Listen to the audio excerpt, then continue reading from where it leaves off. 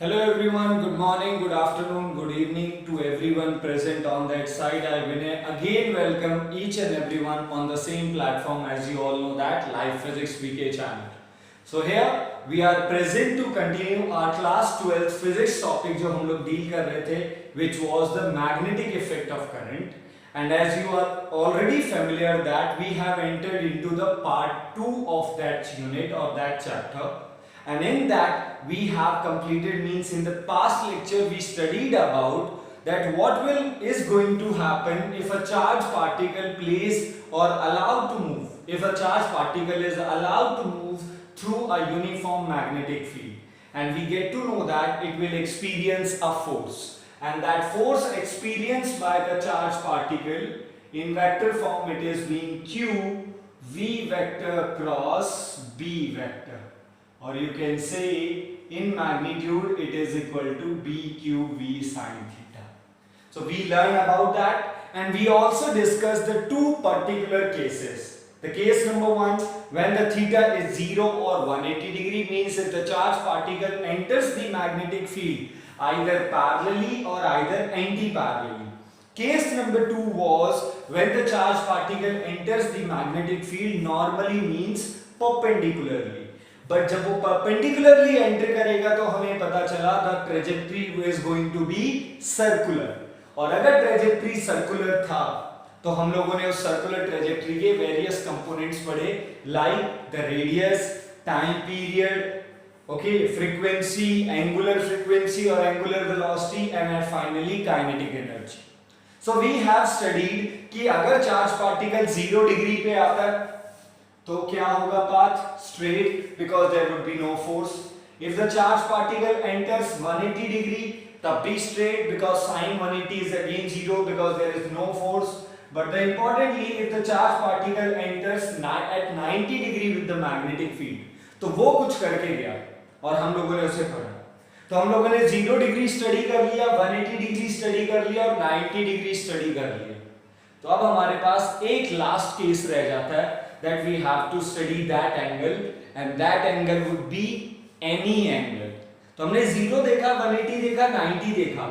अब हम ये देखते हैं कि अगर किसी रैंडम एंगल पे आता है लाइक 60 डिग्री और 30 degree, what is going to be happen. So this is going to be our third case. ये आज हमारा थर्ड केस होने वाला है जो हम लोग कंटिन्यू कर रहे हैं, case number 3. Okay, and what is the case number 3? When charge particle enters at any angle theta, let's suppose it enters the magnetic field at any angle theta. So let a charge q enters in uniform magnetic field. So let us suppose we have a charged particle which enters into a uniform magnetic field B, okay, with velocity v, with velocity v making angle theta. तो मान लेते हैं charge particle Q है जो आपकी uniform magnetic field B में v velocity से theta angle पे एंटर कर रहा है. So imagine that this is the direction of magnetic field. Let us suppose ये हमारी magnetic field का direction है. I have taken that, and in that magnetic field a charged particle Q enters. So ये रहा हमारा charge particle, और ये charge particle magnetic field पे v velocity से एंटर कर रहा है, बट कितने एंगल पे? Theta. So let's suppose it is being entering at with velocity v vector at angle theta. I think diagram is being clear. Magnetic field, charged particle with v velocity making angle theta. ना 90 है, ना 0 है, ना 180 है. अब ये कोई भी रैंडम एंगल थीटा हो सकता है, 45, 60, 30 कुछ भी हो सकता है. तो चलिए इसे स्टडी करते हैं. अब ये स्टार्टिंग लगभग वैसा ही है जैसा प्रोजेक्टाइल का था. If you remember the angular projectile, and we used to call that as a full projectile, that when a object is thrown making some angle with respect to ground। अगर ये ground मान लो और ये उसका velocity vector, तो हम क्या करते हैं उसको दो कंपोनेंट्स में ब्रेक करते हैं। सो thus v vector can be resolved into two components। so इसे आप दो कंपोनेंट्स में रिजॉल्व कर सकते हैं। Okay, so component number 1, the horizontal component. First is horizontal component which would be v cos theta, और ये कहां पे लगेगा, ये इस तरफ लगेगा v cos theta, because on the side of angle, जिस तरफ एंगल है वो हमारा horizontal component, and second is your vertical component. तो सेकंड कंपोनेंट कौन है, vertical component which is v sin theta, और वो कहां लगेगा, ऊपर की तरफ। नाउ अब हमारे पास दो वेलोसिटीज हैं, अब ध्यान से देखना। Now we have two velocities, first velocity v cos theta and second velocity is v sin theta। अब v नहीं है क्योंकि हम लोगों ने v वेलोसिटी को टू कंपोनेंट्स यानी टू पार्ट्स में ब्रेक कर दिया। अब ध्यान दीजिए, v cos theta कहां पे लग रहा है, मैग्नेटिक फील्ड के अलोंग लग रहा है। सो thus v cos theta ये पूरा वेलोसिटी यानी horizontal component is along b vector, यानी v cos theta अगर आप इसे वेलोसिटी माने, यानी ये वेलोसिटी का एक हिस्सा है, तो ये वाला जो वेलोसिटी है वो मैग्नेटिक फील्ड के साथ कितना एंगल बना रहा है, जीरो।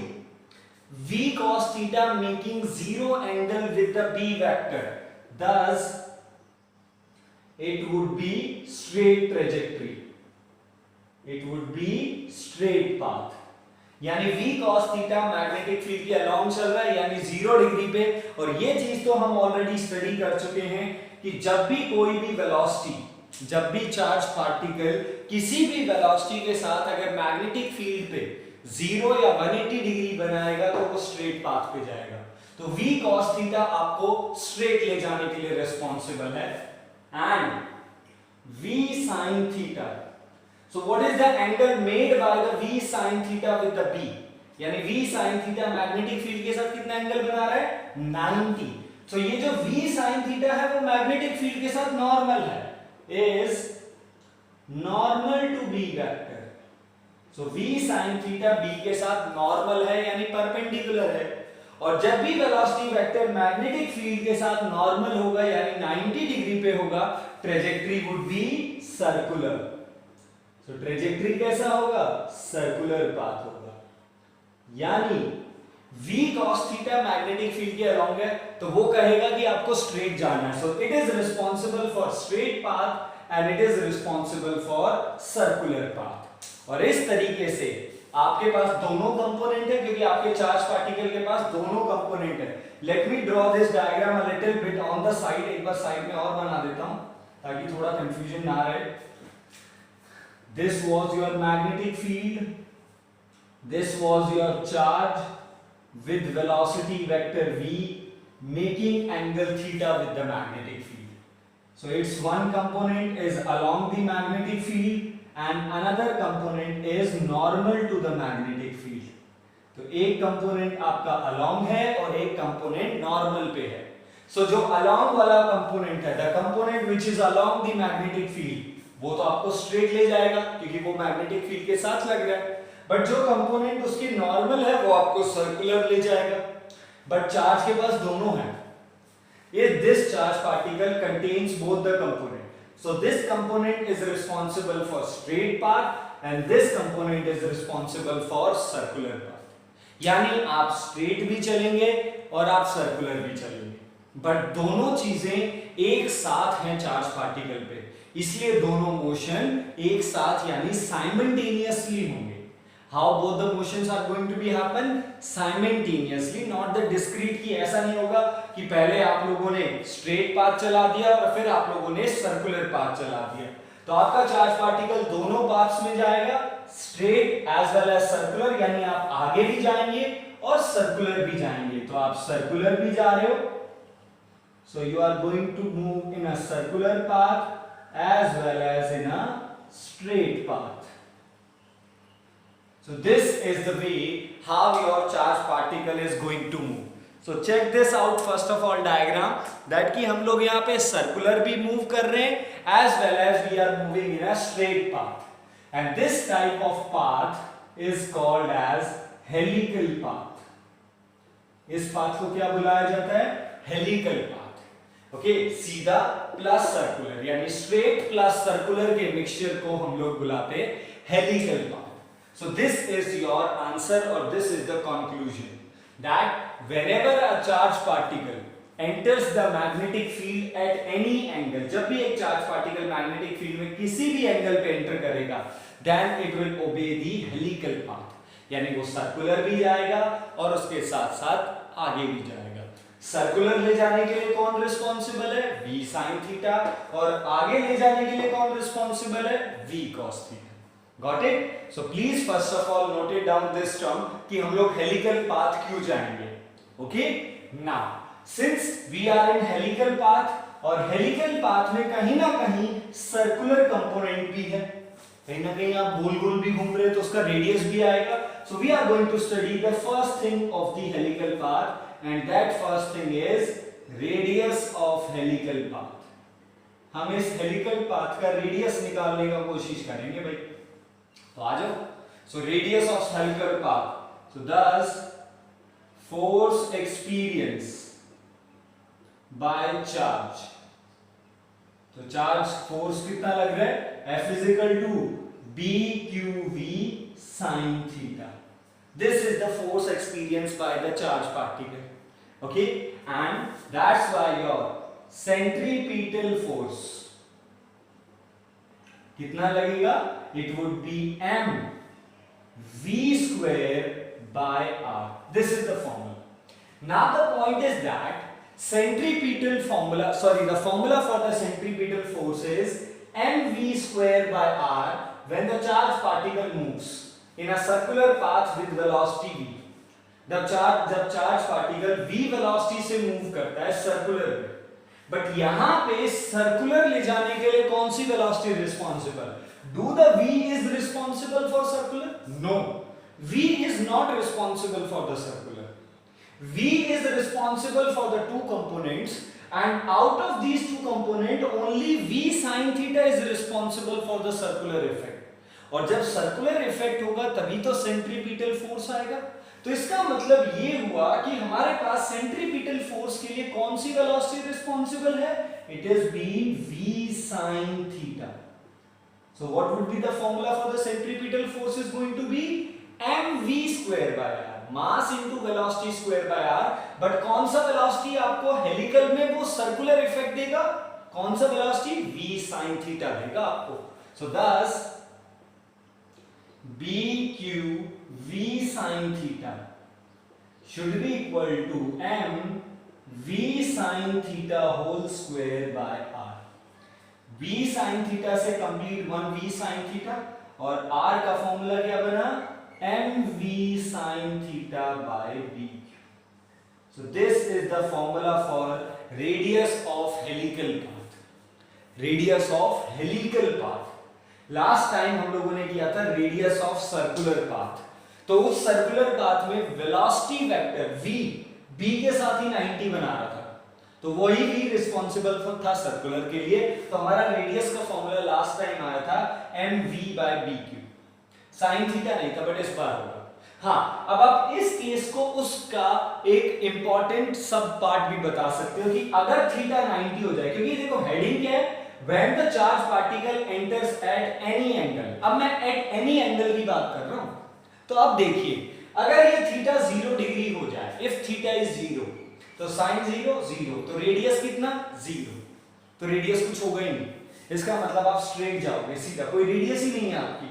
ओके. सेकेंडली, अगर आपका थीटा 90 डिग्री हो जाए, how much is your theta?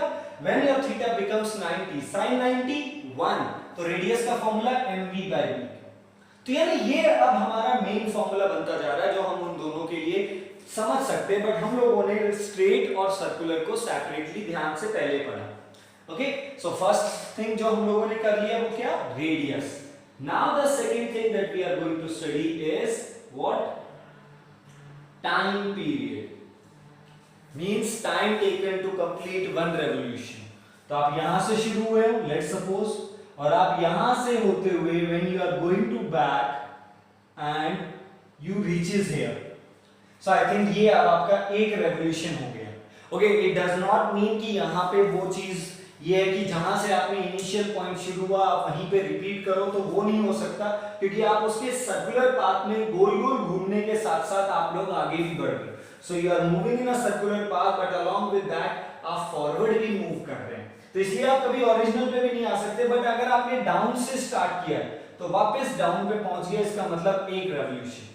तो चलिए पता लगाते हैं कि हम लोग एक रेवोल्यूशन में कितना टाइम लगाएंगे. तो we all know that the same concept, time is equal to distance covered in one revolution by the velocity. Okay, अब ध्यान से सुनना, time period, the time taken to complete one revolution. So जब मैं one revolution का बात कर रहा हूं तो विच पाथ आई एम ऑफरिंग, मैं कौन से पाथ को स्टडी कर रहा हूं, स्ट्रेट को या सर्कुलर हिस्से को. देखो यहां पे डील करना वैसा ही है जैसे आप प्रोजेक्टाइल को डील करते थे.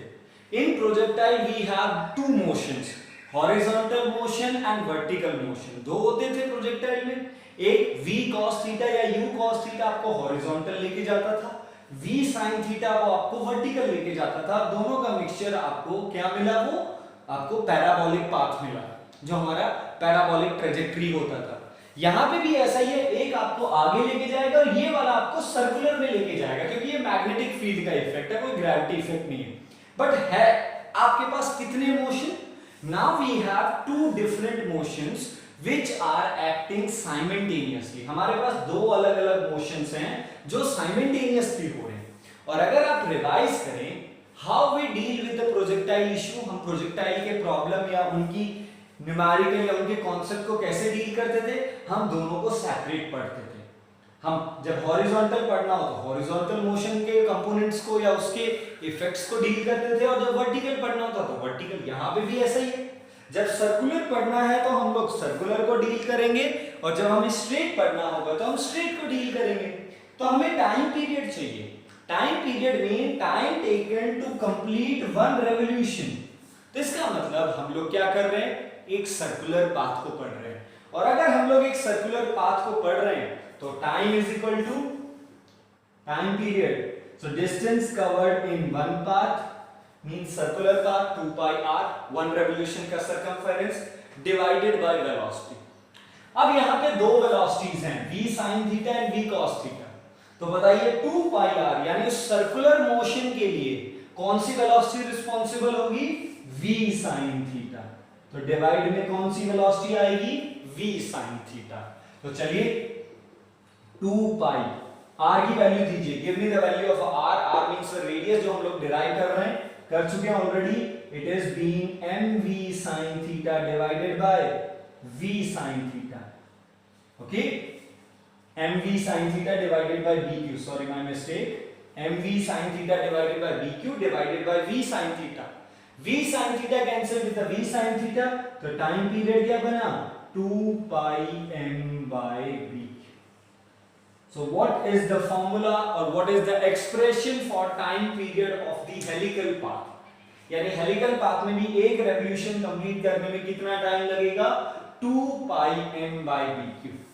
And surprisingly this formula is would be exactly same जो हम लोगों ने time period of circular path किया था. अब वो सेम क्यों आया, उसका थ्योरेटिकल कॉन्सेप्ट सुनना. As you all know that the time period of the circular path जो हमने जब डिराइव किया तो फॉर्मूला आया 2 pi m by bq. Means time period of the circular path does not depend upon velocity. ये हम लोगों ने लास्ट लेक्चर में सीखा. तो ये वेलोसिटी पे डिपेंड नहीं करता. When I say it does not depend upon velocity, so velocity is a vector quantity. It means I am including the magnitude as well as the direction. तो कल मैंने आपको ये एग्जांपल में बोला कि अगर आप 10 मीटर पर सेकंड की वेलोसिटी से मैग्नेटिक फील्ड में एंटर करते हैं ओके 90 डिग्री पे आज चलो एनी एंगल है, कल वाला 90 डिग्री का केस था, आप 10 डिग्री से आप 10 मीटर पर सेकंड से आते हैं, चाहे आप 100 मीटर पर सेकंड से आते हैं। तो last case means in the previous lecture or in previous case number 2 when the charge particle enters normally, in that case मैं केवल मैग्नीट्यूड पे ध्यान दे रहा था क्योंकि उसकी डायरेक्शन फिक्स थी that it has to enter the magnetic field at 90 degree. तो मैंने उसकी डायरेक्शन के बारे में आपसे बात ही नहीं की, मैंने आपसे केवल मैग्नीट्यूड के बारे में बात की कि either it enters with the 10 or either it enters with the 100 meter per second. In both the cases time period वही रहेगा क्योंकि time period velocity पे डिपेंड नहीं करता।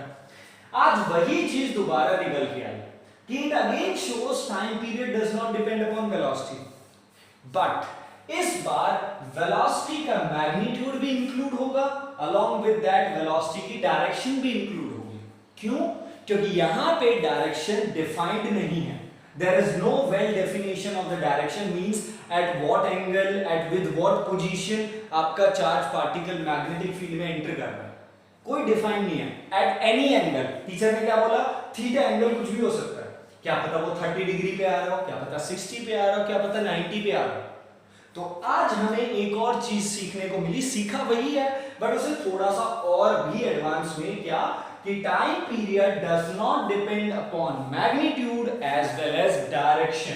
तो ये आज आपको सीखने वाला बात है। Time period of charge particle does not depend upon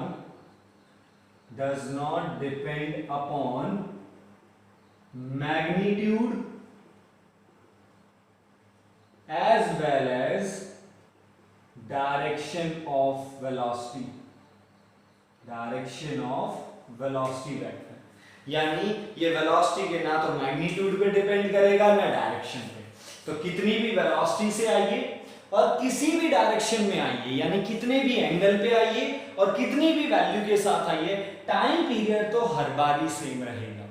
तो ये एक इंपॉर्टेंट पॉइंट है जो आपको समझना है कि अगर चार्ज पार्टिकल मैग्नेटिक फील्ड में एंटर मारता है, चाहे कितना भी वेलोसिटी हो, मैग्नीट्यूडली 10 हो या 100 मीटर पर सेकंड हो, और किसी भी एंगल पे हो, चाहे 90 डिग्री पे हो, चाहे आपका 90 डिग्री हो, 30 हो, 60 हो, क्योंकि 0 और 180 पे तो कुछ होने नहीं वाला है क्योंकि ट्रेजेक्टरी स्ट्रेट है। अगर ट्रेजेक्टरी स्ट्रेट है तो इसका मतलब कोई सर्कुलर पाथ तो कभी होगा नहीं, और अगर सर्कुलर पाथ नहीं है आपके पास तो इसका मतलब आप लोगों का कभी भी वन रेवोल्यूशन कभी भी कंप्लीट नहीं होने वाला, तो वो बात अलग है। बट उसके अलावा अगर आप किसी भी एंगल पे एंटर करते हैं, 30 degree, 45 degree, 60 degree, 90 degree, time period हमेशा सेम रहेगा। तो इस पॉइंट को प्लीज हमेशा याद रखना, that proof of that time period does not depend upon the velocity. Got it? So we have done two things, part A and part B. Now we will do the last thing, and the last thing is your third thing जो हम लोग पढ़ेंगे, C is pitch. Okay? So helical path में हम यही तीन चीजें पढ़ना प्रेफर करते हैं। वैसे अब आप आगे जा सकते हो, if you want to study the frequency of helical path, तो frequency is 1/t। अगर आप angular frequency पढ़ना चाहते हो, it is your choice, क्योंकि टाइम पीरियड सेम है तो फ्रीक्वेंसी भी वही आएगा जो लास्ट केस में आया था प्रीवियस लेक्चर में, एंगुलर फ्रीक्वेंसी भी वही आएगा। बट जो एक नया चीज हमें यहाँ पे पढ़ना है, this one is pitch, small p। So what is the meaning of pitch? Let me clear first of all. Pitch means it is the horizontal distance, it is the horizontal distance covered by charge particle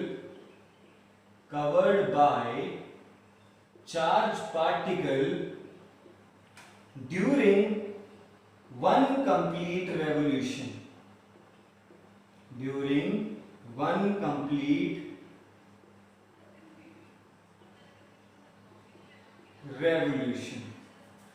यानी यहां पे हो क्या रहा था, यहां पे आपका चार्ज पार्टिकल स्ट्रेट भी जा रहा है और सर्कुलर भी जा रहा है।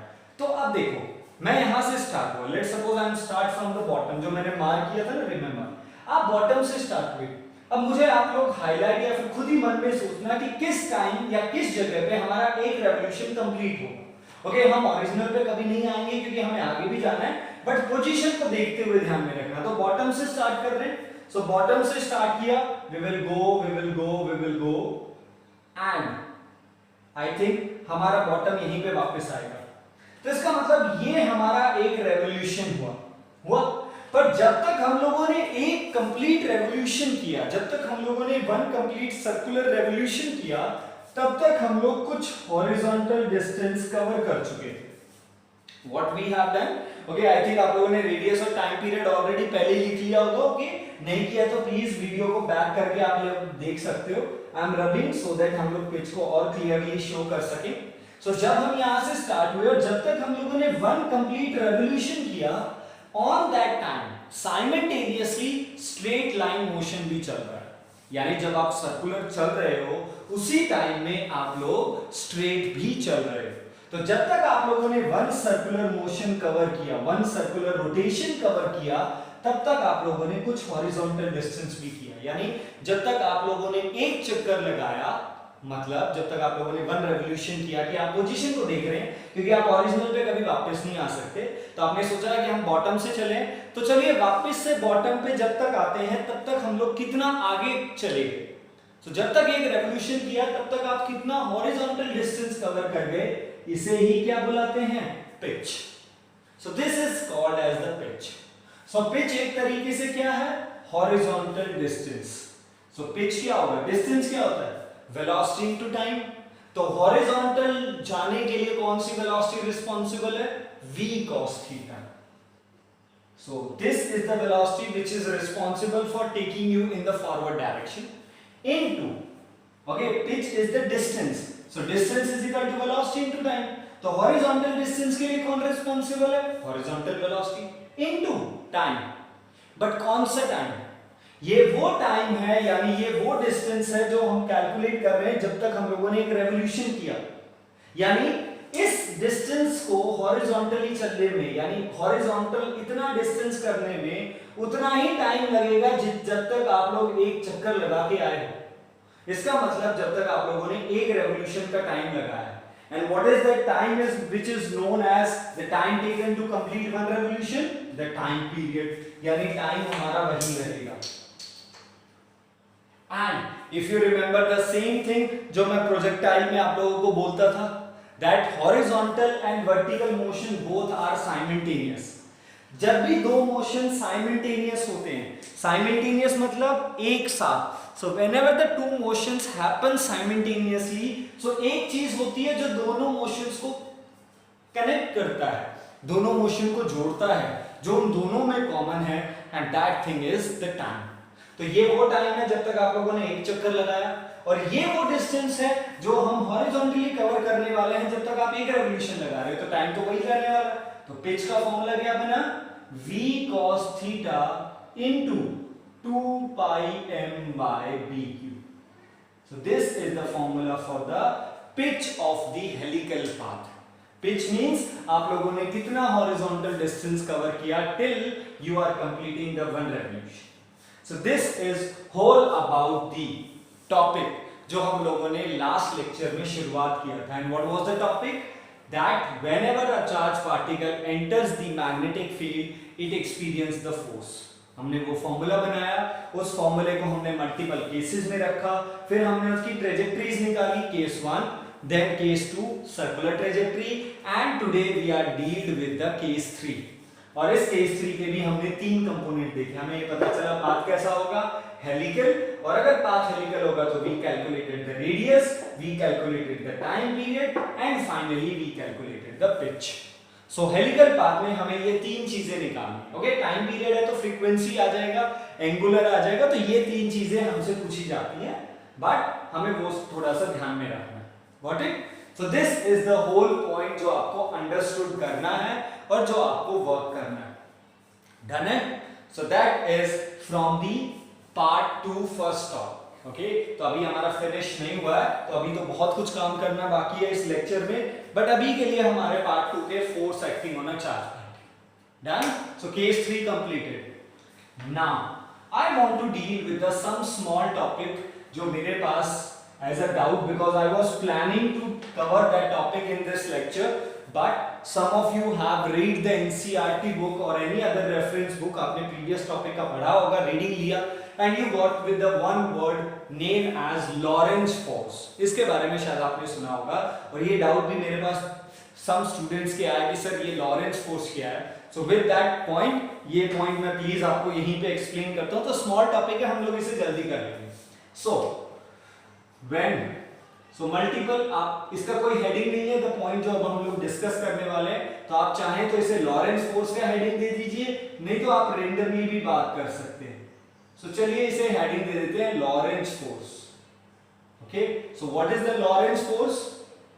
It is the net force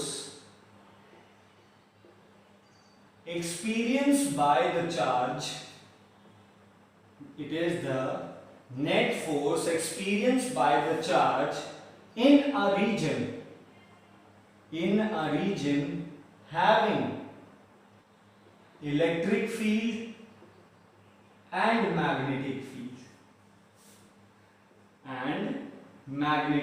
यानी अगर हमारे पास एक ऐसा रीजन हो, एक ऐसा जगह हो जहां पे आपके पास दोनों फील्ड्स हैं, और दो इंपॉर्टेंट फील्ड आ चुकी है हमारे पास, and these two important fields are electric field and magnetic field.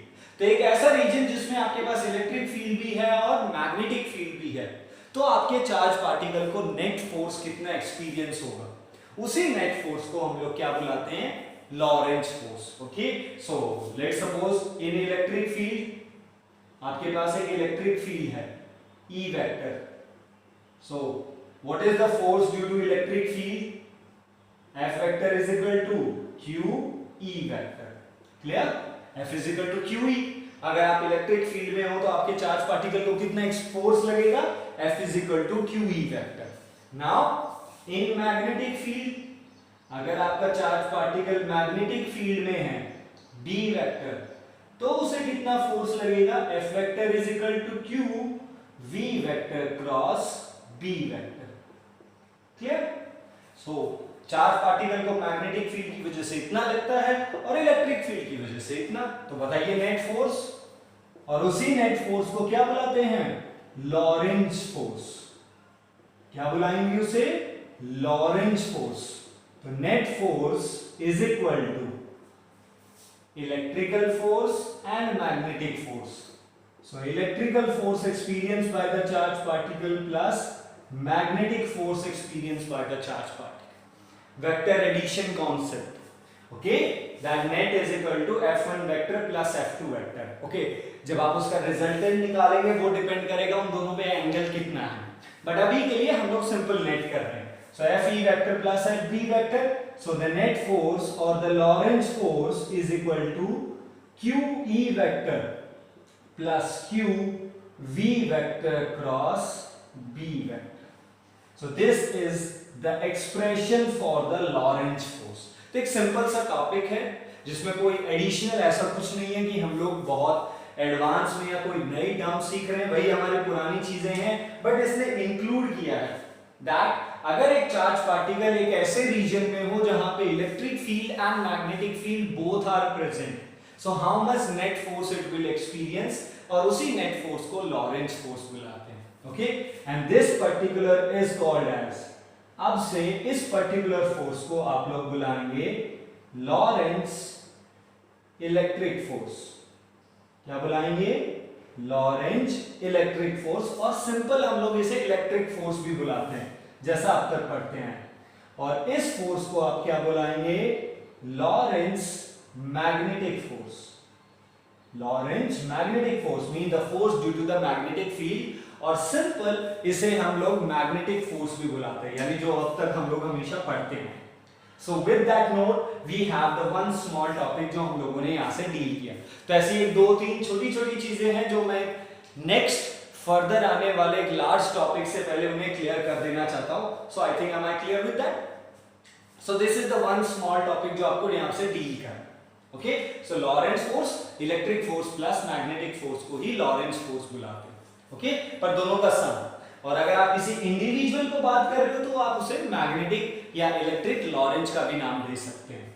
Now one small thing जो मैं आपके साथ डिस्कस करना चाहूंगा, क्योंकि जिसके लिए हम लोग बहुत टाइम से वेट कर रहे हैं, because the name of this chapter is the magnetic effect of electric current. The name of this unit and this chapter is magnetic effect, and this chapter was started from the same thing that whenever there is a current around the magnetic field, whenever there is a current through any conductor, there would be a magnetic field around it. तो हमने उस magnetic field का formula बनाया और हम उसे multiple cases के लिए पढ़ते गए. हमने उसकी एक ऐसा यूनिट भी रखी है. ऐसा unit of the magnetic field is Tesla. Okay, तो टेस्ला है, गॉस वो भी हम लोगों ने लिखा है, ओरिएस्टेड भी हो सकता है, तो 2-3 है. बट इन फ्यूचर जाके आपको मैग्नेटिक फील्ड की और भी यूनिट्स मिलेंगी, सो उसके लिए हमें वेट करना है.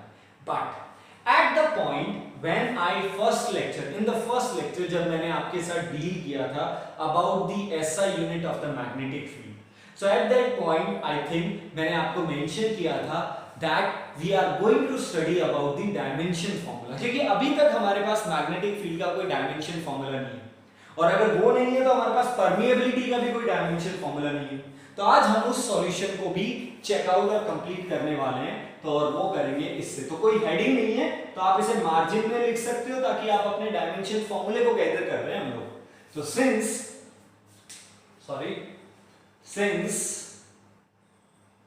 Force F is equal to आपके पास मैग्नीट्यूड लिख के आया है BQV sin थीटा. ओके, तो यहां से B क्या आएगा? सो thus B is equal to F by QV sin theta. Okay, तो चलिए सबसे पहले एक काम करते हैं. So your B can be 1 Tesla. B 1 Tesla हो सकता है if force is 1 Newton, Q is 1 coulomb, velocity is 1 meter per second, and theta is equal to 90 degree. If all these 4 conditions are satisfied, अगर ये चारों conditions satisfied होती हैं, then B would be 1 Tesla. Definitely आएगा क्योंकि sin 90 1 और बाकी सारी चीजें 1 है. तो यहां से अब हम लोग 1 टेस्ला की डेफिनेशन दे सकते हैं. We can define 1 Tesla from here. जैसे आज तक हम लोग हर ऐसा यूनिट को डिफाइन करते आए, हम लोगों ने हमेशा की है. जब हम लोग 10th क्लास में थे हमने 1 एम्पियर को डिफाइन किया था, that when 1 coulomb charge flows in 1 second. But in the starting of 11th class units and measurement हम लोगों ने 1 एम्पियर की एक अलग डेफिनेशन दी, और वो डेफिनेशन मैं आपके साथ इन दिस चैप्टर डिस्कस करूंगा कि 1 एम्पियर का एसआई डेफिनेशन अलग कहां से आया. Okay, so we will discuss about that. But before that चलिए मैग्नेटिक फील्ड की एसआई यूनिट को डिफाइन कर लेते हैं. Let us define the 1 tesla and every hint is in front of you. सारी हिंट आपके सामने है यहाँ पे. तो चलिए 1 टेस्ला को डिफाइन कीजिए. That if a unit coulomb charge, तो अगर आपके पास एक यूनिट चार्ज है मूविंग विद यूनिट वेलोसिटी, और यू कैन से 1 मीटर पर सेकेंड वेलोसिटी. तो एक यूनिट चार्ज है यानी 1 कूलम चार्ज है जो कि मूव कर रहा है 1 मीटर पर सेकेंड वेलोसिटी से, enters a uniform magnetic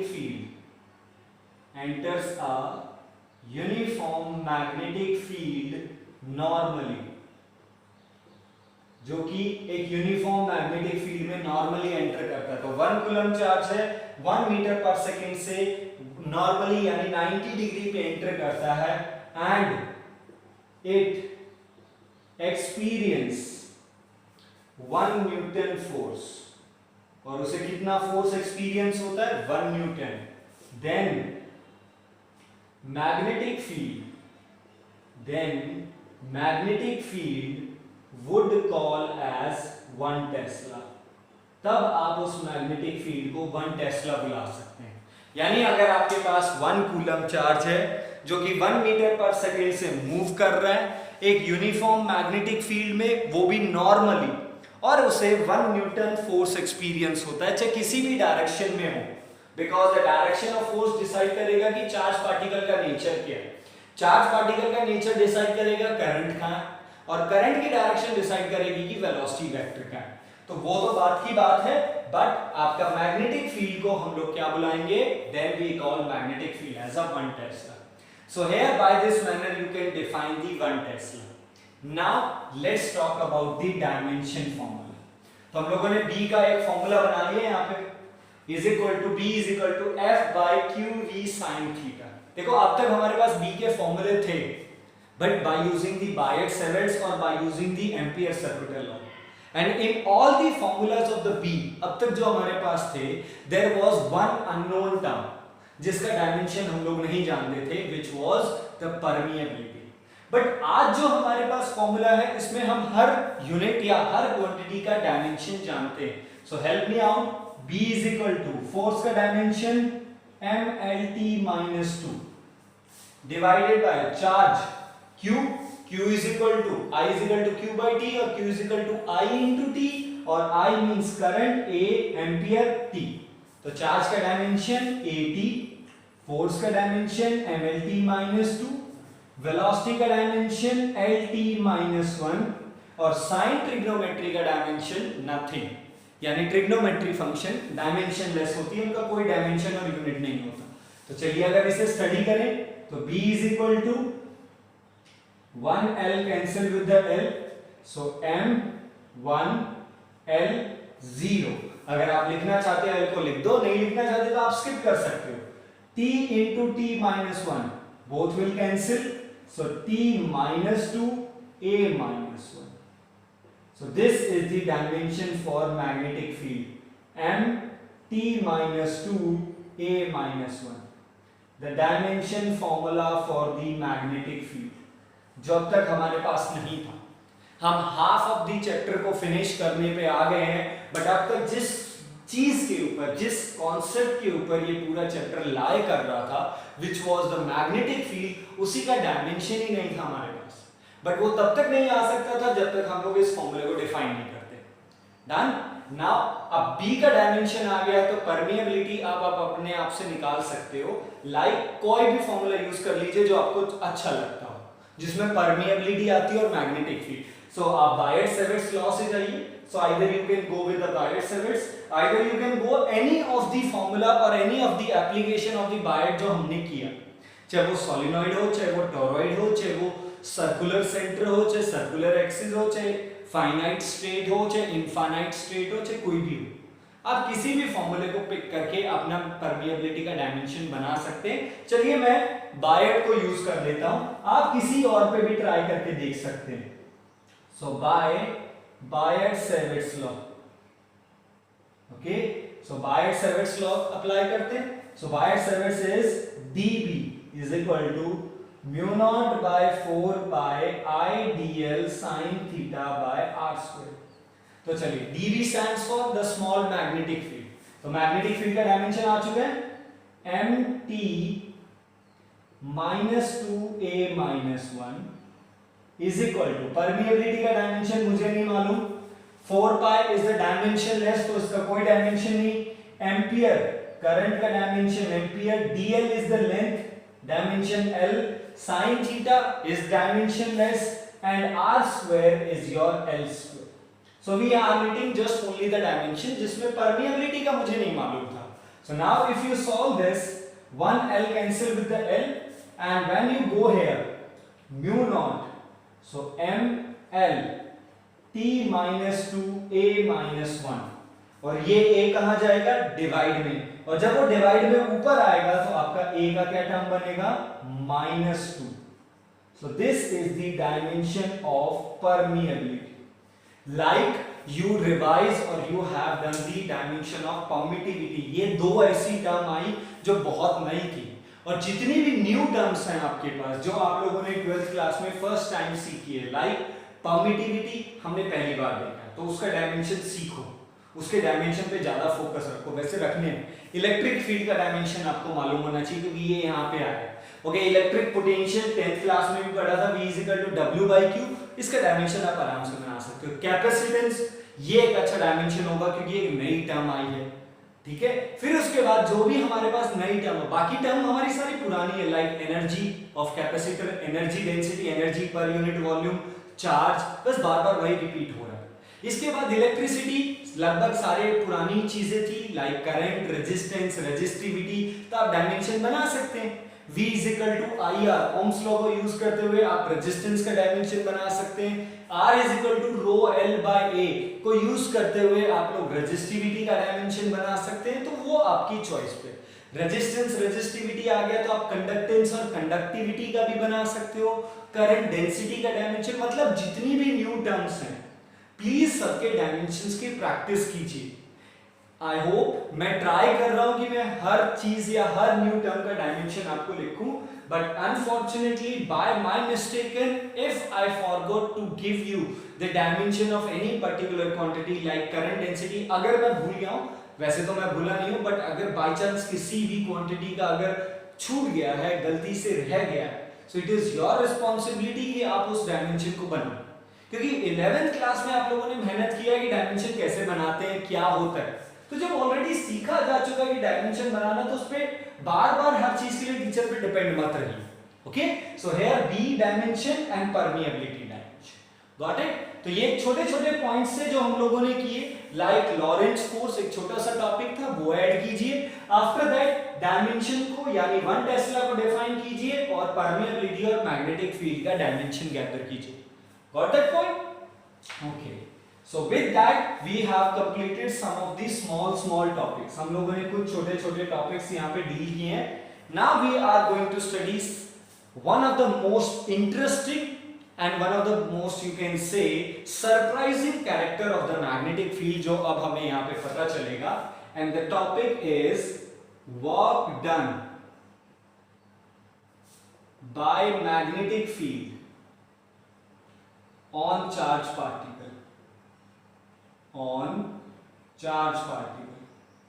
So ये तो अब आप देख चुके हैं that whenever a charged particle enters the magnetic field, it experiences a force and that force is BQV sin theta. Okay, sometimes अगर थीटा 0 या 180 है, क्योंकि वो थीटा यानी एंगल ऑफ प्रोजेक्शन पे डिपेंड करता है कि at what angle your charge particle is entering into the magnetic field. If theta is 0 और 180, so in that case definitely क्या हो रहा है, आप straight जाएंगे. If theta is 0 और 180 के अलावा अगर दूसरा है, like if theta is 90 degree, then the trajectory is going to be circular जाएगा. Okay, definitely ये वही चीज होने वाली है. फिर हमने हेलिकल भी देखा. अब इन सारे केसेस में हमें पता चला कि मैग्नेटिक फोर्स लग रहा है. That magnetic field is applying a magnetic force.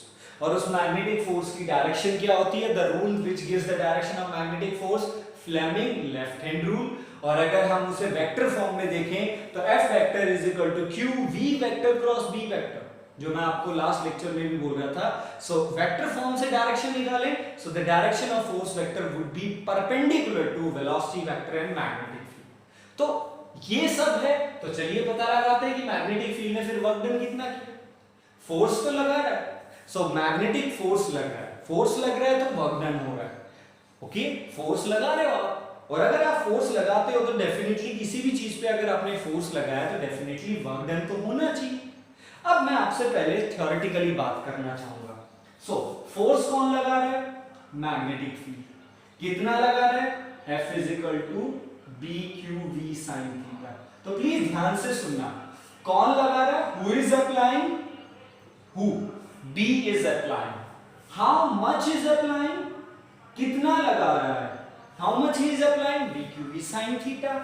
And where he is applying means in which direction? So the force vector is perpendicular to velocity vector and magnetic field vector.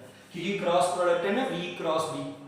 तो यानी हमें ये पता लगा कौन लगा रहा है, कितना लगा रहा है एंड कहां पे लगा रहा है, और ऑन whom, किस पर लगा रहा है, चार्ज पर लगा रहा है। तो कौन लगा रहा है, B मैग्नेटिक फील्ड लगा रहा है, किस पे लगा रहा है, चार्ज पे फोर्स लगा रहा है, कितना लगा रहा है, BQV sin थीटा, और कहां पे लगा रहा है, परपेंडिकुलर टू वेलोसिटी वेक्टर। तो सीधा सा बात है, चार्ज पार्टिकल पे फोर्स लग रहा है, बट जो फोर्स लगने का डायरेक्शन है वो चार्ज पार्टिकल की वेलोसिटी की डायरेक्शन के परपेंडिकुलर है। ओके, तो अब मैं आपसे पहले एक जर्नल व्यू में बात करता हूं, फिर हम लोग प्रूफ करेंगे। तो एक ओवरव्यू समझते हैं पहले। चार्ज मैग्नेटिक फील्ड फोर्स लगा रही है, चार्ज पार्टिकल पे लगा रही है, B Q V sine theta लगा रही है और नॉर्मली लग रहा है। यानी जो फोर्स लग रहा है वो जिस डायरेक्शन में आपका चार्ज पार्टिकल मूव कर रहा था उसके नॉर्मल लग रहा है। तो अब देखो सीधा सा बात है, अब क्लास 11th में जाइए, work done formula force vector dot displacement vector, यानी एफ एस कॉस थीटा। मानते हो कि नहीं मानते हो? है ना ये तो फॉर्मूला। यहां पे theta stands for angle between force and displacement. Force और डिस्प्लेसमेंट में कितना एंगल है। अब बात सुनिए, वैसे मैं अभी लॉजिकली बात कर रहा हूं, तो जो हमारा मैग्नेटिक फोर्स है, the magnetic force which is B Q V sine theta, वो डायरेक्शन वाइज आपके चार्ज पार्टिकल की वेलोसिटी के 90 डिग्री पे है। यानी जिस डायरेक्शन में वेलोसिटी वेक्टर है, चार्ज पार्टिकल का जो फोर्स है वो उसके नॉर्मल है। अगर ऐसा है, अगर वेलोसिटी वेक्टर इधर है तो डेफिनेटली डिस्प्लेसमेंट वेक्टर भी इधर ही होगा, because velocity vector is equal to displacement vector divided by time. तो इसका मतलब क्या हुआ? इसका मतलब ये हुआ कि मैग्नेटिक फोर्स डिस्प्लेसमेंट के साथ 90 डिग्री पे ही हो गया। फोर्स हमेशा वेलोसिटी वेक्टर के साथ 90 डिग्री पे होगा। F is equal to Q V vector cross B vector जब भी आपका फोर्स लगेगा। और अगर ऐसा है तो जिस डायरेक्शन पे वेलोसिटी वेक्टर है उसी डायरेक्शन में डिस्प्लेसमेंट वेक्टर होगा। और अगर डिस्प्लेसमेंट वेक्टर और वेलोसिटी वेक्टर दोनों ही से सेम डायरेक्शन में हो गए तो फोर्स है वो डिस्प्लेसमेंट के साथ 90 डिग्री पे, और अगर ये 90 हुआ तो वर्क डन कितना हुआ?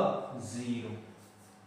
इसका मतलब ये बहुत, मैंने कहा ना स्टार्टिंग में, it is very much interesting and very much surprising aspect जो हमारे सामने आया, विच इज कि हमारे पास जब भी एक चार्ज पार्टिकल मैग्नेटिक फील्ड में एंटर होगा तो उसे फोर्स तो एक्सपीरियंस होगा, और वो फोर्स उसे अलग अलग ट्रेजेक्टरी में लेके जाएगा। लाइक सर्कुलर ट्रेजेक्टरी में भी लेके जाएगा, कभी गोल गोल घुमाएगा और कभी हेलिकल भी लेके जाएगा।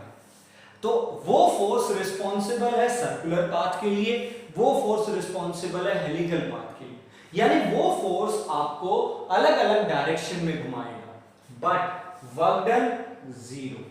यानी मैग्नेटिक फील्ड कभी भी चार्ज पार्टिकल पे कोई वर्क डन नहीं करती, कोई काम नहीं करती। यानी मैग्नेटिक फील्ड चार्ज पार्टिकल पे केवल एक ही चीज करती है, वो क्या? उसकी डायरेक्शन चेंज करना, कभी सर्कुलर कभी हेलिकल, वो कंडीशन पे डिपेंड करता है, बट उसके ऊपर कोई वर्क डन नहीं।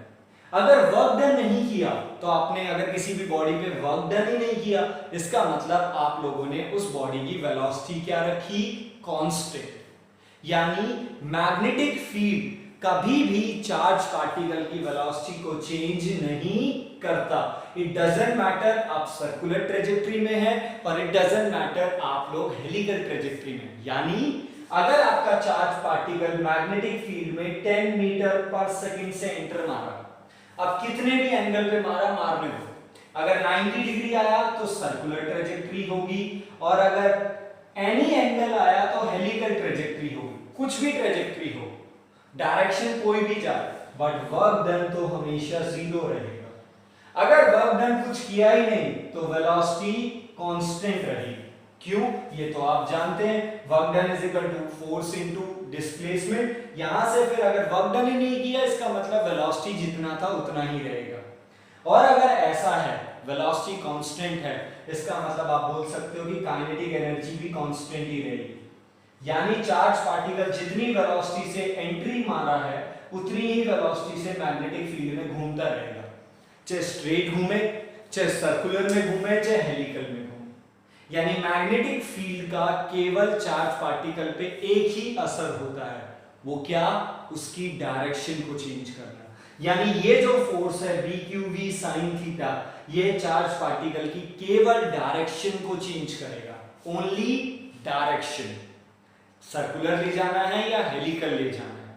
सो आई थिंक एक थ्योरेटिकल कॉन्सेप्ट आपके दिमाग में आया होगा।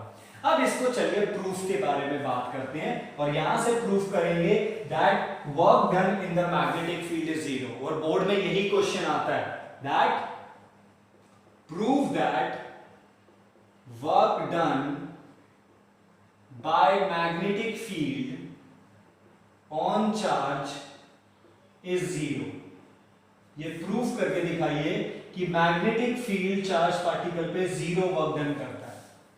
ये प्रूफ करके दिखाना है, तो इस चीज को चलिए प्रूफ करना शुरू करते हैं। So since power by charge particle, तो पावर पता लगाते हैं, तो ये तो आप जानते हैं, power is equal to force vector dot velocity vector. याद है class 11 power is equal to work done upon time, और वर्क डन को force dot displacement by time, तो force vector dot velocity vector. Done है, ये हमारे पास power है। नाउ विच इज डॉट हटाएंगे तो क्या आएगा, एफ वी कॉस थीटा, और यहां पे ये थीटा क्या है, angle between force vector and velocity vector. Done, but since we all know that force vector is equal to, यानी जो मैग्नेटिक फोर्स है, it is equal to Q of V vector cross B vector. मानते हो कि नहीं मानते हो? जो हमारा फोर्स है वो Q of V cross B, इसका मतलब force vector is perpendicular to velocity vector and magnetic field vector. यानी फोर्स वेक्टर वेलोसिटी के साथ कितना, 90, और अगर ये cos 90 है तो cos 90 कितना, 0। सो thus f vector dot velocity vector कितना आया, 0। Am I clear with that? Why it is being 0? Because the theta is 90 degree according to the Lorentz magnetic force या simple magnetic force, क्योंकि वो velocity और magnetic field के भी perpendicular होगा, क्योंकि क्रॉस प्रोडक्ट है ना। तो चलिए, now first equation is clear. Now according to Newton's second law, so what is the Newton's second law says? Force vector is equal to mass into acceleration vector, means rate of change of momentum, जो कि आगे जाके mass into acceleration आता है, और acceleration क्या होता है, dv by dt। Am I clear? So force vector को ये लिख सकते हैं, so by equation 1, चलिए equation 1 में रख देते हैं इसे, तो क्या बनेगा, m d by dt of velocity vector dot velocity vector is equal to 0। Clear? चलिए अब एक छोटा सा काम करते हैं, यहां पे ध्यान से करते हैं, by multiply and divide with 2। तो 2 से मल्टीप्लाई करते हैं और 2 से ही डिवाइड करते हैं। Let us do that. So m by 2 into 2 dv vector by dt dot v vector should be equal to 0। I think is that okay? 2 से multiply and 2 से डिवाइड। ओके, अब ध्यान से देखना है यहाँ पे, m by 2 क्या है, 2 टाइम्स ऑफ दिस टर्म, इस टर्म का 2 टाइम्स मान लो, वैसे तो है इनका, तो मैंने m by 2 को साइड में रख दिया। इसका मतलब ये 2 टाइम्स हो गया इसका, और अगर किसी भी चीज का 2 टाइम्स है तो उसे एडिशन की टर्म में कैसे समझाओगे, 2 टाइम्स ऑफ a, इसका मतलब ये क्या है, a प्लस a लिख सकते हैं, तो इसको भी हम ऐसे लिख सकते हैं, dv vector by dt vector dt dot v vector plus dv vector by dt dot v vector is equal to 0। Is that okay to write in this manner? 2 times था तो मैंने इसे 2 बार लिख लिया। Now m by 2 can be written as dv vector by dt dot v vector plus v vector dot dv vector by dt। एक बार इस term पे भी ध्यान देंगे। The first term I will take the first term as it is, but the second term में मैंने v vector को आगे लिख लिया और second वाले को पीछे। But you all know that a vector dot b vector is always equal to b vector dot a vector। ये तो जानते हो, a dot b को हम b dot a लिख सकते हैं, तो dv vector by dt dot v vector को हम v dot dv vector by dt लिख सकते हैं। अब ध्यान से देखना, m by 2 d by dt of v vector dot v vector, ये स्टेप समझ में आया? This step is from the differentiation rule is equal to 0। याद है डिफरेंशिएशन का, d by dt of u into v rule, product rule. तो product rule क्या कहता था, फर्स्ट टर्म का differentiation into second term as it is, plus now first term as it is और second term का differentiation, यही तो होता था du by dt into v plus dv by dt into u। Okay, पहले first का differentiation second as it is, फिर second का differentiation first as it is. तो यहां पे भी देखिए ना, मान लीजिए इस v वेक्टर को फर्स्ट टर्म मानिए, तो फर्स्ट टर्म का differentiation second as it is. अगली बार वो जो फर्स्ट वाली थी वो एज इट इज और सेकंड वाली को सेम रख दिया, यानी दोनों ही v थे, बट ये रूल प्रोडक्ट रूल ही है। और अगर प्रोडक्ट रूल को उल्टा यूज करें, अगर ये रूल गिवन है तो आप उसे u into v लिख सकते हैं। तो हमारे पास u का काम कौन कर रहा है, v वेक्टर, और v का भी काम कौन कर रहा है, v वेक्टर, और यहाँ पे प्रोडक्ट कौन सा हो रहा है, डॉट, तो हमने डॉट प्रोडक्ट रखा। तो आई थिंक हमने डिफरेंशिएशन का रूल यूज किया। Now you also know a vector dot a vector is always a square. आप इसे ट्राई करके देख सकते हैं, a dot a it becomes a into cos theta, और a डॉट a में थीटा 0 ही होगा तो वो a स्क्वायर होगा। तो इसे हम लोग क्या लिख सकते हैं, m/2 d by dt of v स्क्वायर, मैग्नीट्यूड ही हो गया ये, और m/2 कांस्टेंट है, मास, क्योंकि m stands for the mass of the body, और वो कांस्टेंट है, तो कांस्टेंट को डिफरेंशिएशन के अंदर लेके जा सकते हैं। So d by dt of half mv square is equal to constant, done. और हाफ mv स्क्वायर क्या होता है, kinetic energy. So d by dt of kinetic energy ek is equal to 0, means rate of change of kinetic energy. But ये kinetic energy किसकी वजह से आई, इस force की वजह से चल रही है, magnetic force. So the rate of change of kinetic energy 0। So thus what does it implies? It implies that kinetic energy would be constant, because you all know that constant का ही differentiation 0 होता है, तो इसका मतलब kinetic energy constant होगी, इसका मतलब velocity constant होगा। अगर kinetic energy of the charged particle, क्योंकि हमने ये charged particle की पावर निकालने की कोशिश की थी और जिसे हम लोग इलैबोरेट करके लेके गए, तो इसका मतलब चार्ज पार्टिकल की काइनेटिक एनर्जी कांस्टेंट होगी, और अगर उसकी काइनेटिक एनर्जी कांस्टेंट है तो उसका वेलोसिटी भी कांस्टेंट होगा। इट डजंट मैटर आप कितने एंगल पे आ रहे हैं, यहाँ पे वेलोसिटी वेक्टर और मैग्नेटिक फील्ड में एंगल कुछ भी हो सकता है, तो इसका मतलब हमारी वेलोसिटी हमेशा कांस्टेंट रहेगी। If the charge particle enters with the 10 meter per second, then its magnitude will always remain the same। हाँ, डायरेक्शन ऑफ वेलोसिटी वेक्टर बदलता रहेगा क्योंकि सर्कुलर ट्रेजेक्टरी है ना, तो हर पॉइंट पे डायरेक्शन अलोंग द टेंजेंट जाएगा, डायरेक्शन बदलेगा बट मैग्नीट्यूड हमेशा सेम, क्योंकि काइनेटिक एनर्जी सेम थी। और अगर काइनेटिक एनर्जी सेम है तो इसका मतलब work done on the charge particle by the magnetic field would be 0, क्योंकि ये तो आप जानते हैं what is the work done। if you revise class 11, work done according to work energy theorem, work energy theorem के according work done is always equal to change in kinetic energy of the body। work done हमेशा change in kinetic energy के बराबर होता है, this is the work energy theorem। so work done हमेशा change in kinetic energy के बराबर होता है, बट काइनेटिक एनर्जी क्या है, कांस्टेंट, तो चेंज इन काइनेटिक एनर्जी कितना हुआ, 0, तो इसलिए work done would be 0। So this is the actual and the technical proof that the work done by the magnetic field on a charge is 0, कि यानी magnetic field हमेशा charge particle पे 0 work done करता है, यानी उसकी velocity में कोई चेंज नहीं आएगा, बस उसकी डायरेक्शन बदलेगी, either it moves in a circular path और either it will move in a helical path, दोनों में से कोई भी पाथ में मूव कर सकता है, but velocity always remains the same.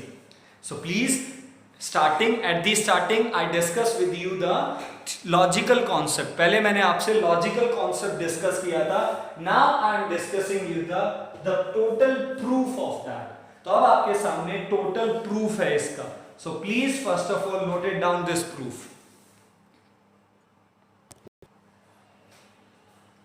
Okay, so we discuss about the various small points, like we discuss the case 3 हो चुका हमारे पास, then we discuss Lorentz 4 dimension formula and the work done। Now at the end I want to discuss one more small topic, जैसे मैंने आपको कहा था कि आज हम लोग स्मॉल स्मॉल टॉपिक्स को यानी छोटे छोटे पॉइंट्स को ही क्लियर करते हुए जाएंगे। सो वर्क डन हम लोगों ने डिस्कस किया तो बहुत इंटरेस्टिंग और सरप्राइजिंग वाली बात थी कि एक ऐसी मैग्नेटिक फील्ड यानी एक ऐसा फील्ड है जो आपके चार्ज पार्टिकल पे फोर्स तो लगाएगा, जिससे उसकी डायरेक्शन भी चेंज होगी, वो मूव भी करेगा एक अलग तरीके से, बट वो फोर्स कभी भी, मैग्नेटिक फोर्स कभी भी आपके चार्ज पार्टिकल की वेलोसिटी को चेंज नहीं करेगा। ओके, इस बात को आपको ध्यान में रखना है। Now I want to discuss with you one small topic and this would be the last topic of this lecture and that topic is velocity selector. So एक डिवाइस है, स्मॉल डिवाइस है, जिसको अभी हम लोग अब इसी टाइम अगर डिस्कस कर ले तो it would be a very better to us. So what is velocity selector? जैसे इसका नाम है वेलोसिटी सेलेक्टर। सेलेक्टर मींस जो सिलेक्शन करता है ना, जैसे क्रिकेट कमेटी सेलेक्टर, तो वो लोग जो क्रिकेट कमेटी या क्रिकेट मैच के लिए लोगों को सेलेक्ट करते हैं। अब सेलेक्ट कहां से करना है आप लोगों को? तो आप लोग हमेशा सेलेक्ट कहां से करते हैं किसी भी चीज को? रैंडम से। तो कोई भी चीज हो, वो अगर सेलेक्टर है तो it means it is selecting और it is collecting that required data और required element from the random. तो अभी भी हमारे पास यहाँ पे भी है कि हमारे पास वेरियस नंबर ऑफ चार्जेस हैं। लेट्स सपोज आपके पास बहुत सारे चार्जेस हैं जो कि अलग अलग वेलोसिटी से मूव कर रहे हैं। They are moving with the different velocity. कोई 3 मीटर से, कोई 4 से, कोई 5 से, कोई 6 से, कोई 7, 8, 9, 10 रैंडम है। नाउ आई वांट कि मेरे पास finally only 6 meter per second का चार्ज पार्टिकल है। तो मैं केवल ये चाहता हूं कि फाइनली स्टार्टिंग में मेरे पास रैंडम चार्जेस हैं जिनकी वेलोसिटीज रैंडम है। कोई someone is 3, 4, 5, 6, 7, 8, 9, 10 meter per second की वेलोसिटी से। I want to select only those charge particles which have the velocity 6 meter per second. मैं उन्हीं चार्ज पार्टिकल को सेलेक्ट करना चाहता हूं जिनका वेलोसिटी 6 मीटर पर सेकंड हो। तो अब इन रैंडम में से हम लोग किसी पर्टिकुलर चार्ज को कैसे पिकअप करें?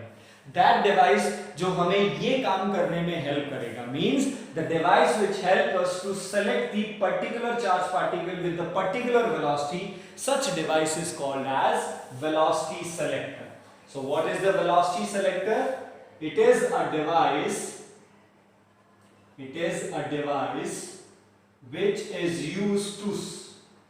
which is used to select the charge particle with particular velocity.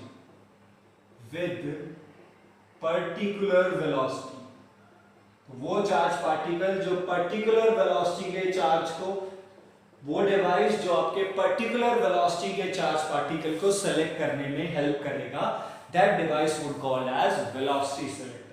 अब ये काम कैसे करेगा वो थोड़ा सा एक बार प्रोसेस ध्यान दीजिए। So let's suppose this is the entry gate, ये हमारा एंट्री वाला गेट है and in front of it we have the exit gate. इसी के सामने हमारे पास एग्जिट है, तो ये हमारा एंट्री पोर्शन है और ये हमारा एग्जिट पोर्शन है। ठीक है, तो यहां से रैंडम चार्ज पार्टिकल्स जाएंगे, random charges with random velocity, okay, और यहां पे हम लोग selected velocity charges, जो भी वेलोसिटी आपको चाहिए उस वेलोसिटी के selected charges हैं। तो भाई रैंडम से पहले some charge with the 2, 3, 4, 5 random, और मुझे सेलेक्टेड किसी एक पर्टिकुलर वेलोसिटी के चाहिए तो मैं वही चाहूंगा, मैं चाहूंगा बाकी अदर ना आए मुझे एक्सिस के पास। तो अब हम कैसे करेंगे? What we are going to do, we are going to take normal E vector and D vector. This is the main important point. तो ये जो इन बिटवीन रीजन हो गया, this region means the region between or the area or the space between the entry gate and the exit gate, इन दोनों में हम लोग क्या लेने वाले हैं? We are going to take electric field and magnetic field। हम दोनों फील्ड्स को लेने वाले हैं आज यहाँ। अब पहले दोनों फील्ड का पर्पस समझिए। What is the purpose of electric field? Electric field जब भी आप प्रोवाइड करवाएंगे तो आपको एक इलेक्ट्रिक फोर्स एक्सपीरियंस होगा, कितना? QE vector.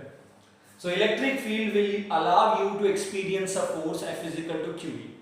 और इस फोर्स का डायरेक्शन वहीं पे होगा जहां पे इलेक्ट्रिक फील्ड का डायरेक्शन होगा। ये तो आप जानते हैं, the direction of force is always along the electric field. हाँ, अब वो डिपेंड करेगा चार्ज के नेचर पे। अगर आपका चार्ज पॉजिटिव है तो वो हमेशा इलेक्ट्रिक फील्ड के अलोंग जाता है या अपोजिट जाता है? तो positive charge particle is always moves along the electric field, क्योंकि इलेक्ट्रिक फील्ड जाती है पॉजिटिव से नेगेटिव, और अगर आप लोग इस इलेक्ट्रिक फील्ड में पॉजिटिव चार्ज को मूव छोड़ते हो so that positive charge will all start moving towards the negative side, यानी along the electric field। तो पुरानी चीजें रिवाइज करते हैं।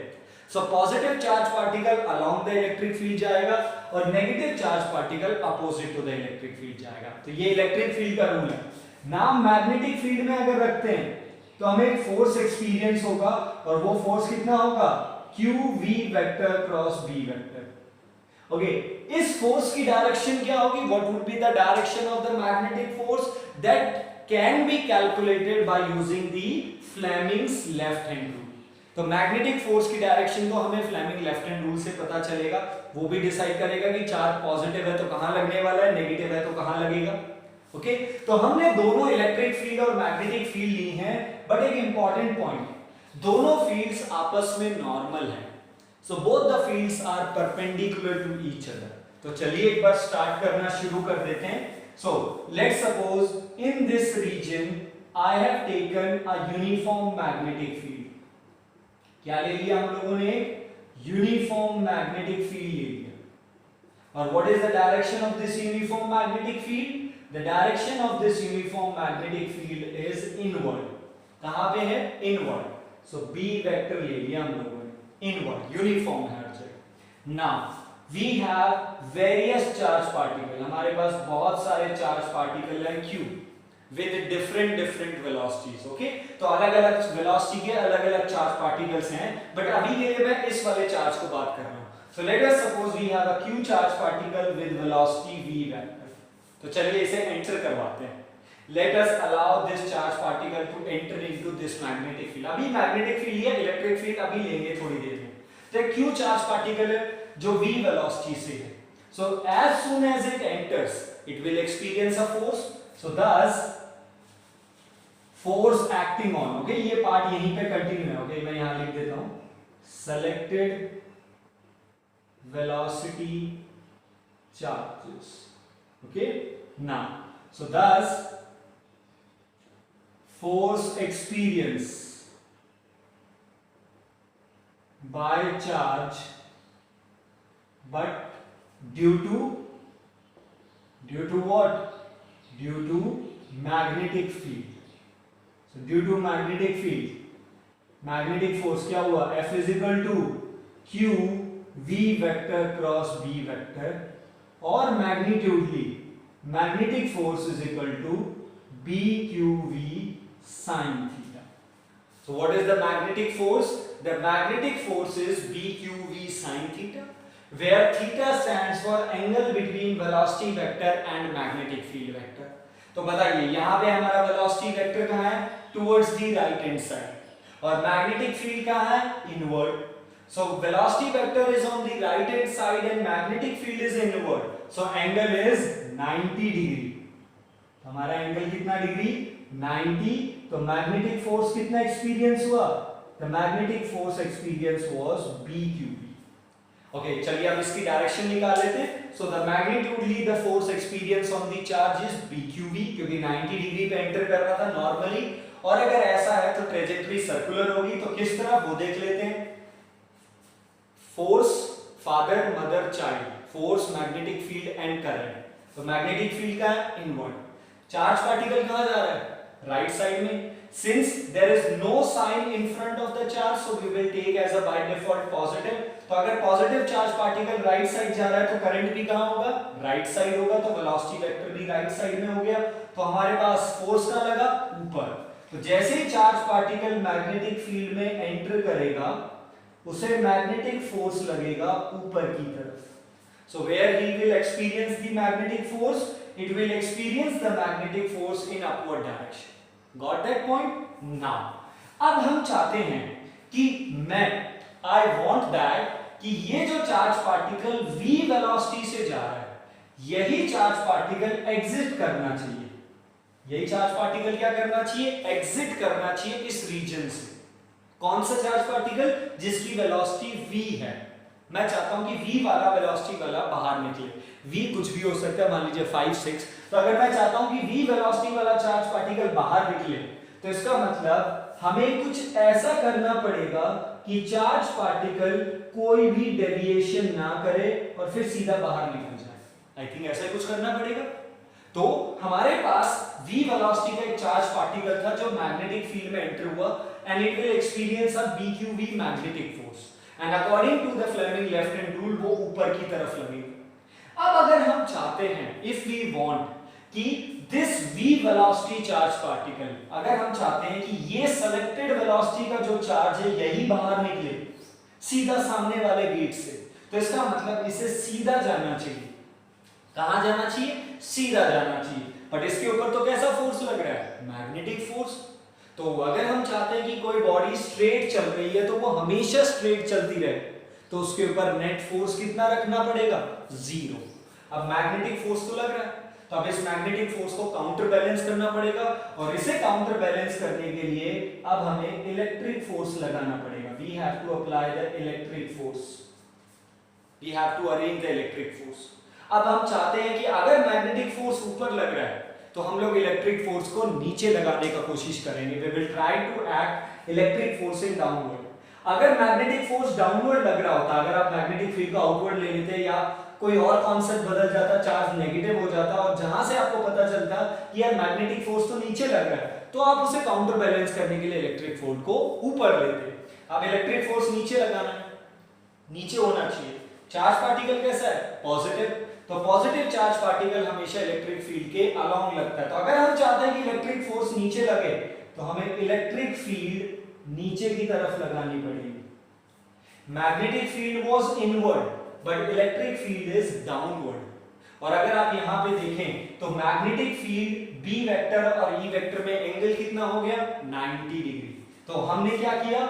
ऊपर एक प्लेट ले ली जो पॉजिटिव चार्ज थी। We have taken a plate which is positively charged, and downward भी एक प्लेट ले ली हम लोगों ने, this is B vector which is negatively charged, and you all know that in between the two parallel plates, दो parallel plate के बीच में electric field हमेशा यूनिफॉर्म हो रहती है, क्योंकि electric field due to parallel plate is sigma by 2 efficient non. याद है गॉसेस सेकंड? और यहां से एक चीज सीखी थी, that electric field due to plate does not depend upon the separation, r पे डिपेंड नहीं करता। इसका मतलब प्लेट की वजह से इलेक्ट्रिक फील्ड यूनिफॉर्म बनेगी। तो यानी जहां पर भी आपको यूनिफॉर्म इलेक्ट्रिक फील्ड चाहिए, जहां पर भी आपको एक ऐसा रीजन बनाना है जहां पे इलेक्ट्रिक फील्ड हर जगह सेम हो, तो आपको प्लेट्स को यूज करना पड़ेगा। इस बात को हमेशा याद रखिए। और पीपीसी यानी पैरेलल प्लेट कैपेसिटर में भी यही होता है, in between the plate electric field हर जगह सेम रहता है। बट हम लोगों ने इलेक्ट्रिक फील्ड की डायरेक्शन डिसाइड कैसे की, ये सबसे ज्यादा मैटर करता है कि हमने ऊपर पॉजिटिव प्लेट क्यों लिया और नीचे नेगेटिव क्यों लिया। क्योंकि अगर ऊपर पॉजिटिव लेते हैं नीचे नेगेटिव लेते हैं तो इलेक्ट्रिक फील्ड डाउनवर्ड लगेगा। अगर इलेक्ट्रिक फील्ड डाउनवर्ड लगेगा और जो चार्ज इलेक्ट्रिक फील्ड में आ रहा है, तो इलेक्ट्रिक फील्ड की वजह से पॉजिटिव चार्ज पे फोर्स सेम डायरेक्शन में लगता है। अब हमें इलेक्ट्रिक फोर्स नीचे की तरफ लगाना था ताकि हम मैग्नेटिक फोर्स को काउंटर बैलेंस कर सके। काउंटर बैलेंस क्यों करना है? ताकि इस चार्ज पे नेट फोर्स 0 लगे और वो सीधा का सीधा निकल जाए और हमें वही चार्ज पार्टिकल एग्जिट करने। ठीक है? सो thus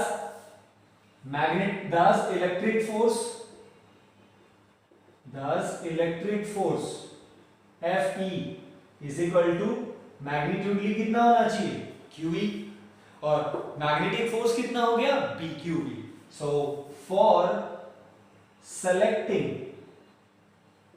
the any charge, किसी भी चार्ज को सेलेक्ट करने के लिए net force should be equal to 0 होना चाहिए। उसके ऊपर नेट फोर्स 0 ताकि वो सीधा का सीधा जाए। इसका मतलब your BQV should be equal to QE होना चाहिए। डायरेक्शन वाइज तो हम लोगों ने दोनों का अपोजिट लगा दिया, ताकि दोनों एक दूसरे को काउंटर बैलेंस कर सके। बट मैग्नीट्यूडली तो दोनों इक्वल होने चाहिए ना, यानी जितना मैग्नीट्यूडली, यानी अगर मैग्नेटिक फोर्स 10 न्यूटन लग रहा है तो इलेक्ट्रिक फोर्स भी 10 न्यूटन ही लगना चाहिए ताकि एक दूसरे को बैलेंस करें। Q cancel with the Q और यहां से V is equal to E by B। और एक इंपॉर्टेंट रिलेशन मिला, and this relation is the one of the most important and unique relation of the whole class 12th। पूरी class 12th का important भी है और यूनिक भी है। Why it is been unique, important क्यों है, ये मैं आपको फ्यूचर में बता पाऊंगा, क्योंकि जहां पे इसका यूज होगा हम देखेंगे, not in this chapter but आगे। इस चैप्टर में भी कुछ न्यूमेरिकल्स मिलेंगे बट आगे भी बहुत है।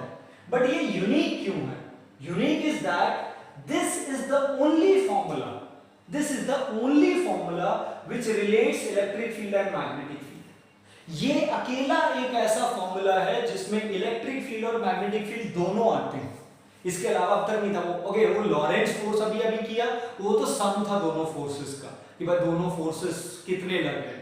बट ये एक अकेला फॉर्मूला है, सिंगल फॉर्मूला, जिसमें दोनों रिलेट होते हैं आपस में, दोनों में रिलेशन है। वहां तो दोनों को ऐड कर रहे थे तो कोई रिलेशन नहीं था, ये रिलेशन है। रिलेशन मतलब दोनों का ratio. So the ratio of electric field and magnetic field velocity के बराबर। यानी अब कहानी को समझिए कि अब अगर मेरे पास रैंडम चार्ज होते हैं, क्या होते हैं, रैंडम चार्ज। अब बात सुनिए, अगर मैं इन रैंडम चार्जेस में से मान लीजिए फर्स्ट की वेलोसिटी v1 है, सेकंड की वेलोसिटी v2 है और ये जो मिडिल वाला था इसका वेलोसिटी v है, तो कौन सा वाला चार्ज पार्टिकल बाहर निकला, v वाला। ना तो v1 वाला बाहर निकलेगा ना v2 वाला बाहर निकलेगा। क्यों, कहानी को समझना, क्योंकि v वेलोसिटी वाला चार्ज पार्टिकल यानी ये वेलोसिटी एग्जैक्टली इक्वल है ratio of electric field and magnetic field. क्या थोड़ा उल्टा पढ़िए इसे, यानी जिस भी चार्ज पार्टिकल का velocity ratio of electric field और मैग्नेटिक फील्ड के बराबर होगा, जिसका वेलोसिटी E बाय B के रेशियो के बराबर होगा, उसका BQV और QE बराबर होगा। और जिसका BQV यानी मैग्नेटिक फोर्स और इलेक्ट्रिक फोर्स दोनों इक्वल होंगे और डायरेक्शन वाइज तो अपोजिट है। अगर जिसके मैग्नेटिक और इलेक्ट्रिक फोर्स दोनों मैग्नीट्यूडली इक्वल होंगे और डायरेक्शन वाइज अपोजिट हैं, वो वाला चार्ज पार्टिकल पे नेट फोर्स 0 होगा। और जिस वाले चार्ज पार्टिकल पे नेट फोर्स 0 होगा, वो वाला चार्ज पार्टिकल सीधा जाएगा। एग्जांपल से देता हूं, मान लीजिए first velocity is 5 metre per second, middle वाले की वेलोसिटी है 6 मीटर पर सेकंड और इसकी वेलोसिटी है 7 मीटर पर सेकंड। ठीक है, अब हम चाहते हैं कि 6 मीटर पर सेकंड वेलोसिटी वाला चार्ज पार्टिकल बाहर निकले, तो हम केवल इसे सेलेक्ट करना चाहते हैं, ना मैं 5 वाले को चाहता हूं ना मैं 7 वाले को चाहता हूं। तो हमें क्या करना पड़ेगा, पहली बात तो हमें मैग्नेटिक फील्ड और इलेक्ट्रिक फील्ड के जो फोर्सेस की डायरेक्शन है वो एक दूसरे के अपोजिट, तो जिस डायरेक्शन में मैग्नेटिक फील्ड ले ली उसके अकॉर्डिंग मैग्नेटिक फोर्स का डायरेक्शन सेलेक्ट करो। जो भी मैग्नेटिक फोर्स की डायरेक्शन है, इलेक्ट्रिक फोर्स उसके अपोजिट होना चाहिए। अब इलेक्ट्रिक फोर्स उसके अपोजिट कैसे लगे वो डिसाइड करेंगी दो चीजें। पहली, आपका चार्ज का नेचर कैसा है। अगर चार्ज पॉजिटिव है तो सीधी सी बात है, इलेक्ट्रिक फील्ड जिस डायरेक्शन में है उसी डायरेक्शन में इलेक्ट्रिक फोर्स है, यानी जिस डायरेक्शन में इलेक्ट्रिक फोर्स चाहिए उसी डायरेक्शन में इलेक्ट्रिक फील्ड लगा दो। अब अगर ये नेगेटिव चार्ज होता, कैसा होता, नेगेटिव चार्ज होता मान लो, और मैग्नेटिक फोर्स ऊपर लग रहा है मान लेते हैं, तो इलेक्ट्रिक फोर्स कहां लगाना है, नीचे। बट चार्ज कैसा है, नेगेटिव। अगर चार्ज नेगेटिव है तो ये तो आप जानते हैं नेगेटिव चार्ज का जो फोर्स है, नेगेटिव चार्ज जो है वो हमेशा इलेक्ट्रिक फील्ड के अपोजिटली जाता है। तो इसका मतलब अगर इलेक्ट्रिक फोर्स नीचे चाहिए नेगेटिव चार्ज का, तो इलेक्ट्रिक फील्ड ऊपर लगानी पड़ेगी ताकि नीचे पॉजिटिव प्लेट आए और ऊपर नेगेटिव प्लेट आए, ताकि वो नेगेटिव चार्ज पॉजिटिव की तरफ अट्रैक्ट हो। सो बाय दिस मैनर हम लोग वेलोसिटी और हम लोग इलेक्ट्रिक फील्ड और मैग्नेटिक फील्ड को एक दूसरे के नॉर्मली सेलेक्ट करते हैं। बट ये तो हुई डायरेक्शन की बात, अब आती है मेन मैग्नीट्यूड की बात, यानी वही चार्ज पार्टिकल बाहर निकलेगा, वही चार्ज पार्टिकल पे नेट फोर्स 0 होगा जिसका BQV QE के बराबर होगा। यानी जिस चार्ज पार्टिकल को जितना मैग्नेटिक फोर्स एक्सपीरियंस हुआ है उतना ही मैग्नीट्यूडली इलेक्ट्रिक फोर्स एक्सपीरियंस हुआ हो, यानी वही चार्ज पार्टिकल बाहर निकलेगा जिसकी वेलोसिटी इलेक्ट्रिक फील्ड और मैग्नेटिक फील्ड के रेशियो के बराबर है। तो मान लेते हैं आपका इलेक्ट्रिक फील्ड है 12 मीटर पर सेकेंड, सॉरी 12 न्यूटन पर कूलम, माय मिस्टेक। एंड आपका मैग्नेटिक फील्ड है 2 टेस्ला। तो आपने 12 न्यूटन पर कूलम की इलेक्ट्रिक फील्ड ले ली और 2 टेस्ला की मैग्नेटिक फील्ड ले ली। तो दोनों का रेशियो कितना आया? 6। अब दोनों का जो रेशियो आया वो 6 आया और यही वेलोसिटी है, यानी वही चार्ज पार्टिकल बाहर निकलेगा जिसकी वेलोसिटी 6 होगी, क्योंकि इस वाले चार्ज पार्टिकल का जो वेलोसिटी है वो दोनों के रेशियो के बराबर है, यानी दोनों के रेशियो के बराबर है, यानी दोनों पे बराबर बराबर फोर्स लग रहा है। और अगर दोनों पे फोर्स इक्वल लग रहा है तो नेट फोर्स 0 होगा। अब आइए 5 वाले पे। अब जिसकी वेलोसिटी 5 मीटर पर सेकंड है, वेलोसिटी होनी चाहिए थी 6 बट वेलोसिटी है 5, तो इसका मतलब वेलोसिटी कम है, यानी इस बार इलेक्ट्रिक फोर्स ज्यादा हो जाएगा और मैग्नेटिक फोर्स कम हो जाएगा। और अगर इलेक्ट्रिक फोर्स ज्यादा हो गया तो वो चार्ज पार्टिकल जो फोर्स ज्यादा होगा डेफिनेटली उसी की तरफ मूव करना शुरू कर देगा, तो वो सीधा नहीं जाएगा, वो नीचे की तरफ चला जाएगा। जिसका अगर हम सेकंड वाले केस को देखें, यहाँ पे वेलोसिटी हो गई 7, वेलोसिटी ज्यादा हो गई, इसका मतलब मैग्नेटिक फोर्स ज्यादा हो गया। इस बार मैग्नेटिक फोर्स ज्यादा हो गया इलेक्ट्रिक फोर्स से, और अगर मैग्नेटिक फोर्स ज्यादा हो गया तो वो ऊपर की तरफ जाएगा, क्योंकि मैग्नेटिक फोर्स ऊपर लग रहा था। तो दैट इज द पॉइंट, ये दोनों फोर्स तभी बराबर होंगे जब वेलोसिटी एग्जैक्टली उन दोनों के इलेक्ट्रिक फील्ड और मैग्नेटिक फील्ड के रेशियो के बराबर होगी। ठीक है, so this was an example that I was giving you. So केवल वही चार्ज पार्टिकल बाहर निकलेगा जिसकी वेलोसिटी E by v के बराबर होगी। इसके अलावा जो भी चार्ज पार्टिकल हैं जिनकी वेलोसिटी E by v के बराबर नहीं है, जिनका velocity is equal to not equal to the ratio of electric field and magnetic field, वो या तो ऊपर की तरफ मूव कर जाएंगे, किसी में मैग्नेटिक फोर्स ज्यादा होगा, किसी में इलेक्ट्रिक फोर्स ज्यादा होगा। और जब वो कुछ ऊपर गए कुछ नीचे गए, तो यहाँ पे तो आपने दीवार लगा रखी है तो वो तो बाहर नहीं निकलेंगे। तो गेट से केवल वही बाहर निकलेगा जिसका वेलोसिटी का रेशियो E by v। और इस तरीके से हम लोग सेलेक्टेड वेलोसिटी चार्जेस को रिमूव कर सकते हैं from the random charges with the random velocity, and this device is called as velocity selector. Got it? So this is the point, केवल आपको डायग्राम और बाकी अदर पार्ट है। ओके, सो इससे रिलेटेड कुछ न्यूमेरिकल्स असाइनमेंट जो आप लोगों को अवेलेबल मिलेगा, so please complete those numericals and assignment, ask your doubt and complete your lectures of the magnetic field up to here. यहां तक कंप्लीट कीजिए in the fair notebook and work it completely and thoroughly please.